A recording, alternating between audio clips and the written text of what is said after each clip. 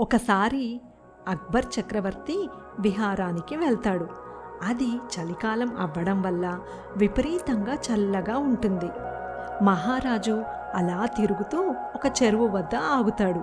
సరదాగా చెరువులోకి దిగుదామని ప్రయత్నించగా చెరువులోని నీళ్లు చాలా చల్లగా ఉంటాయి. సాయంత్రం వేళలోనే ఈ చెరువులోని నీళ్లు ఇంత చల్లగా ఉంటే ఇంకా రాత్రిపూట మరింత చల్లగా ఉంటాయో అని అనుకుంటాడు అక్బర్. ఇంతలో అక్బర్కి ఒక సరదా ఆలోచన పుడుతుంది. ఎవరైనా ఈ చెరువులో మెడలోతు నీళ్లల్లో మునిగి రాత్రంతా ఉంటే వారికి బహుమానం ఇస్తాను అని అనుకుంటాడు.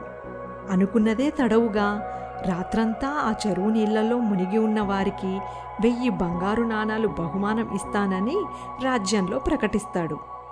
అంత చలిలో ఆ చెరువులోకి దిగడానికి ఎవ్వరూ సాహసం చెయ్యరు. కానీ ఒక పేద ముసలివాడు మాత్రం ఎలాగైనా కష్టపడి ఒక్క రాత్రి గడిపానంటే మహారాజు గారు తనకు 1000 బంగారు నాణాలు ఇస్తారు, వాటితో తన కష్టాలన్నీ తీరిపోతాయి అని అనుకుంటాడు. ముసలివాడు రాజభవనానికి వచ్చి, మహారాజా, చెరువులో రాత్రంతా ఉండడానికి నేను సిద్ధం అని అంటాడు. అప్పుడు అక్బర్, సరే అయితే ఈరోజు రాత్రి వెళ్ళి మెడలోతు నీళ్లల్లో రేపు ఉదయం వరకు ఉండాలి. వేడిని కలిగించేవి ఏవీ వాడడానికి వీలు లేదు.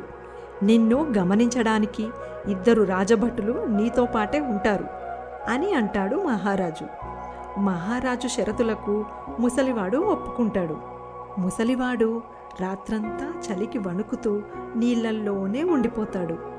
మహారాజు ఇచ్చే బంగారు నాణాలతో తన కష్టాలు తీరిపోతాయన్న ఆశతో రాత్రంతా చలిని భరిస్తాడు ముసలివాడు. మరునాడు భటులు ముసలివాడిని తీసుకుని రాజభవనానికి వస్తారు. మహారాజా, రాత్రంతా ఇతను నీళ్లల్లోనే ఉన్నాడు అని అంటారు భటులు.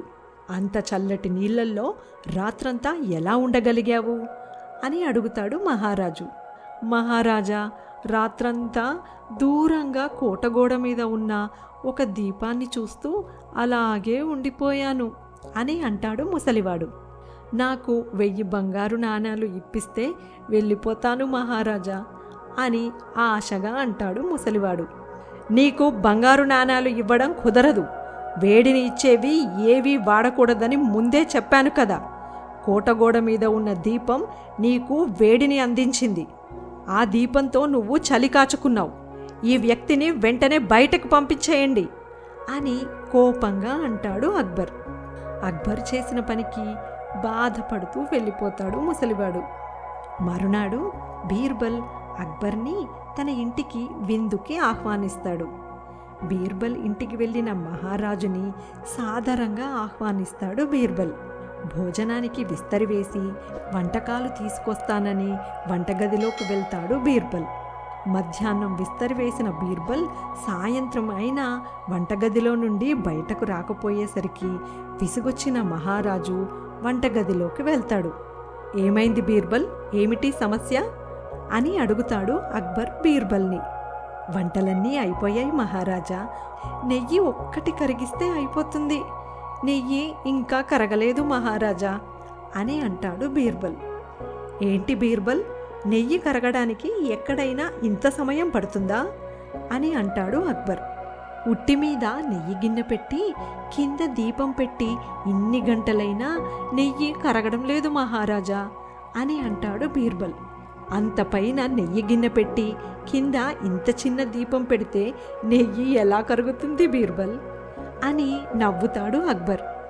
కోటగోడ మీద ఉన్న దీపం అంత దూరంలోని చెరువులోని వ్యక్తికి వెచ్చదనాన్ని ఇచ్చినప్పుడు ఈ దీపం ఉట్టి మీద ఉన్న నెయ్యిని కరిగించదా మహారాజా అని అంటాడు బీర్బల్.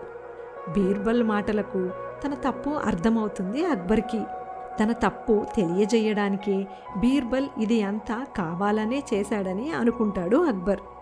వెంటనే ముసలివాడిని పిలిపించి 1000 బంగారు నాణాలు ఇచ్చేస్తాడు అక్బర్.